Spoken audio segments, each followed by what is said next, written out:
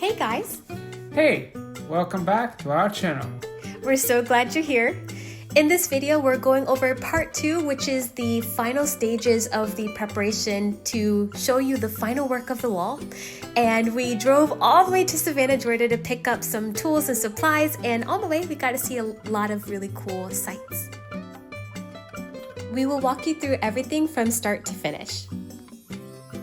So we just waited to floor decor after 2 long hours of road time, and I just want you guys to see the beauty of this. For anyone who's a DIYer, this is absolutely incredible. So you always hear about Home Depot, you hear about Lowe's, and those are really great places. They're super convenient. There's multiple branches and locations. But when it comes to floor decor, you're faced with all of this mass majority of different variations of like flooring, different DIY projects you can do. And we're actually going to bring you down to the stone area, which is where we found what we're going to use for our stone wall. So come forward.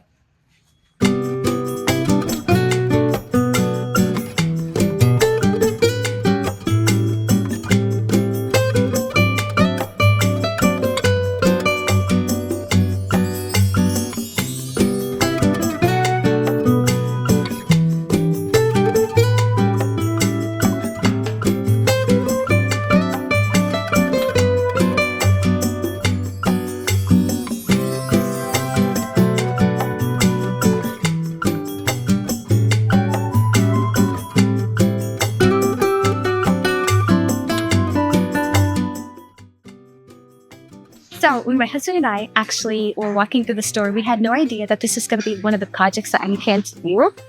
But as you can see, there's a lot of different choices that you could get from, especially the split face stone. You have really great options available. The one that we chose is probably and this is what the finished product should look like.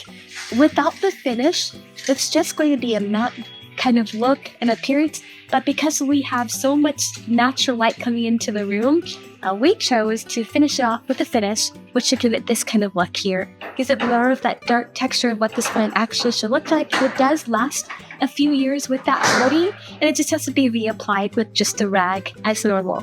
But yes, After we patched the drywall, we started removing all of the outlet covers.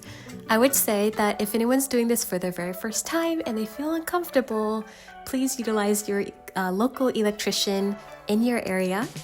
If you are planning to do this, please turn off all of the breakers that are pertinent to the circuit that you are connected to.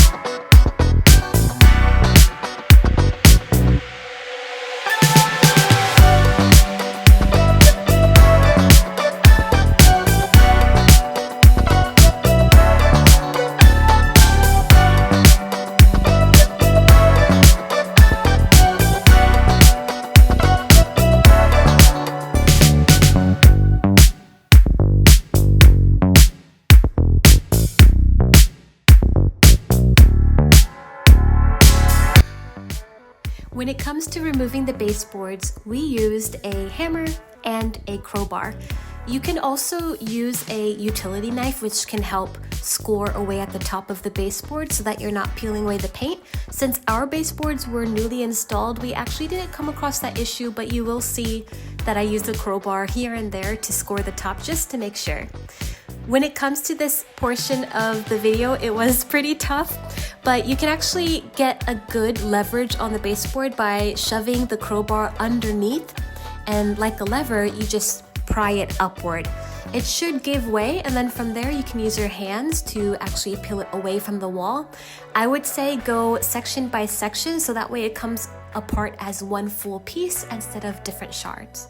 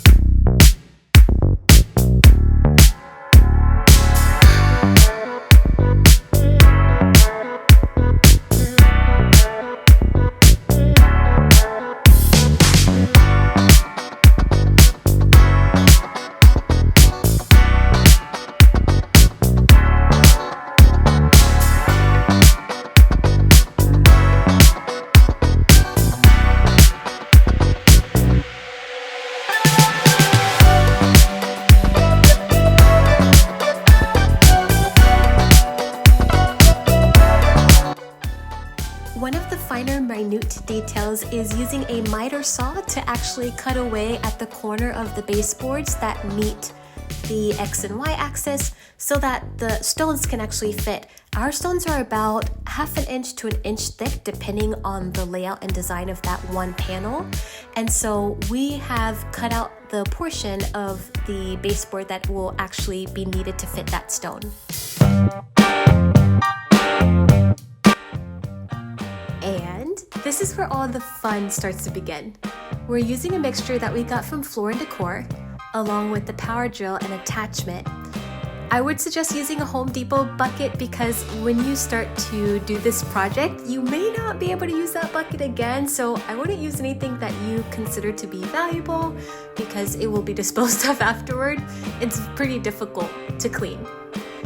What we're doing is we're adding this powder mixture into the bucket, and we're not really using equal parts water because if it's too liquidy, it's actually not going to adhere to the wall very well. The stones are pretty heavy, so we actually need it to be thick like peanut butter.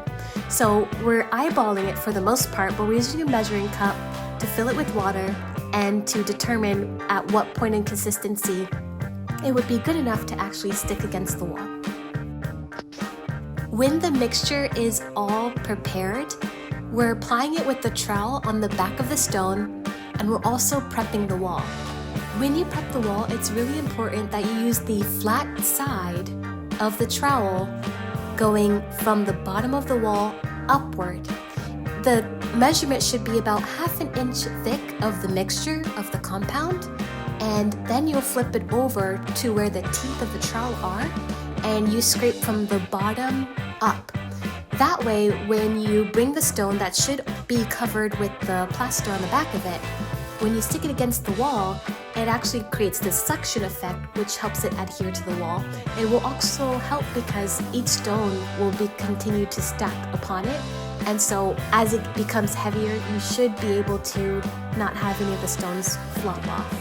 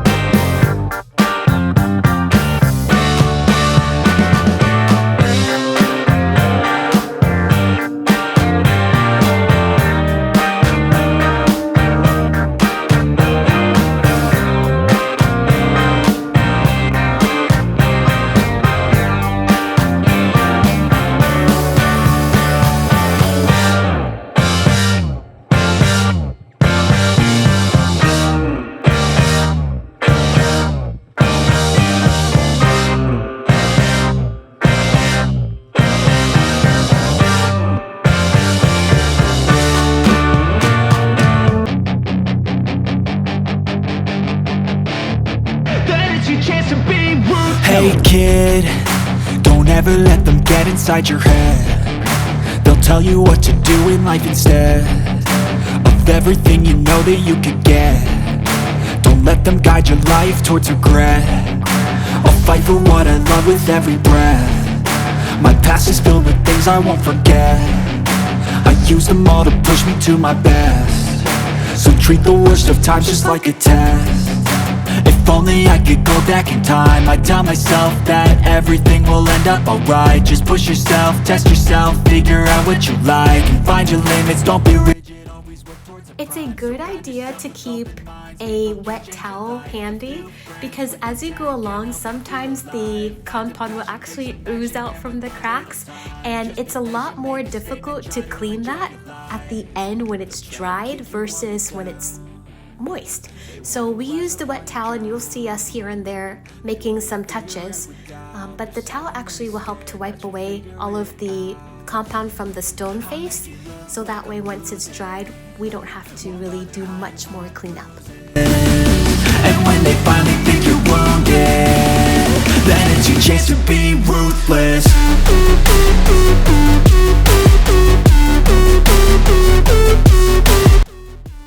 There are some portions of the wall that do become a little tricky.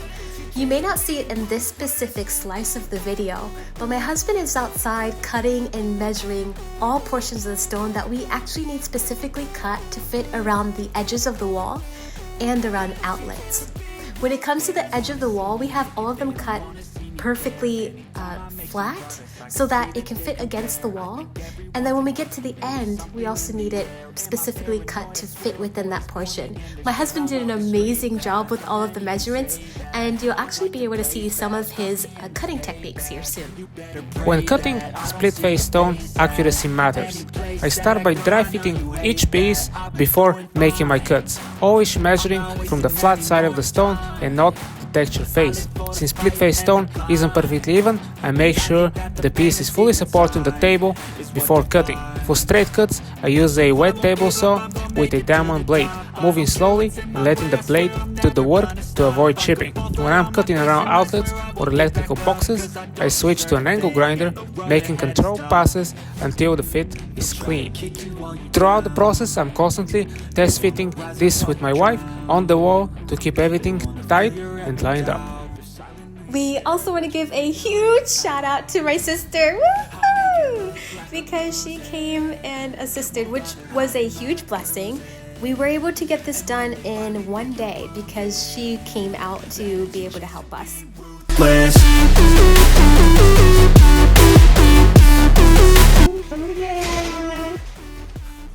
Okay, let's see. Come here! Yes. It was very, very nice. We will try our best to add in all of the tools and materials that we use in the description so that when you start your project, you are ready to go. In the meantime, we hope you guys enjoyed this one, and we'll see you in the next one. Bye! Bye!